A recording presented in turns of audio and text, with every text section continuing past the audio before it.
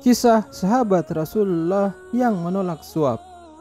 Bismillahirrahmanirrahim. Para pendengar sekalian, kali ini kita akan mendengarkan kisah sahabat Nabi yang mulia, yaitu Abdullah bin Rawaha radhiyallahu anhu. Abdullah bin Rawaha merupakan sahabat Nabi Rasulullah SAW yang merupakan 12 orang pertama yang menyatakan keislaman dari kalangan Ansar sebelum terjadinya hijrah. Abdullah bin Rawaha adalah seorang yang mahir membuat puisi. Nabi Muhammad sangat menyukai dan menikmati rangkaian kata-kata dalam syair-syair yang dibuatnya. Semenjak masuk Islam, Rasulullah mendorongnya agar lebih tekun membuat syair. Kemampuan membuat syair kemudian membuat Abdullah bin Rawaha membaktikan untuk kejayaan Islam. Tak hanya dikenal sebagai penyair, Abdullah bin Rawaha merupakan sosok yang jujur dan tegas. Pada suatu ketika, Nabi Muhammad menugaskan Abdullah bin Rawaha untuk mengecek harta benda masyarakat Khaybar demi keperluan penarikan jizyah. Jizyah adalah pajak bagi penduduk non-muslim. Dan Khaybar merupakan tempat tinggal bagi komunitas kaum Yahudi. Maka Abdullah bin Rawaha langsung datang ke wilayah tersebut. Di sana ia memeriksa dan menaksir jumlah kurma yang masih menggantung di atas pohon milik masyarakat Khaybar.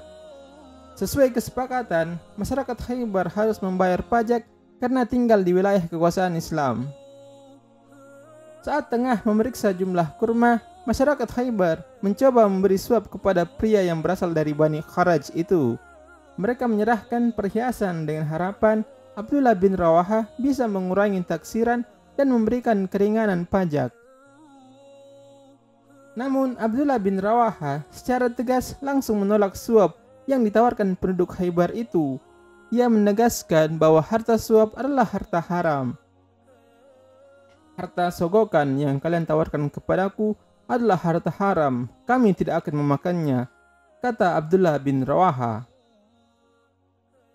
Abdullah bin Rawaha mengikuti setiap pertempuran dalam membela Islam.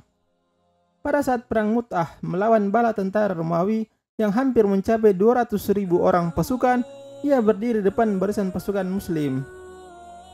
Waktu itu, Zaid bin Harisa sebagai panglima perang pertama gugur. Demikian juga dengan panglima perang kedua, yaitu Ja'far bin Abi Thalib. Setelah kedua panglima tersebut tewas, Abdullah bin Rawaha meraih panji perang dari tangan Ja'far dan terus memimpin pasukan. Ia terus menerjang barisan tentara musuh.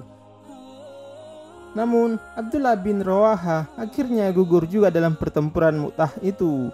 Posisinya sebagai panglima perang kemudian digantikan oleh Khalid bin Walid radhiyallahu anhu. Barakallah Abdullah bin Rawaha radhiyallahu anhu.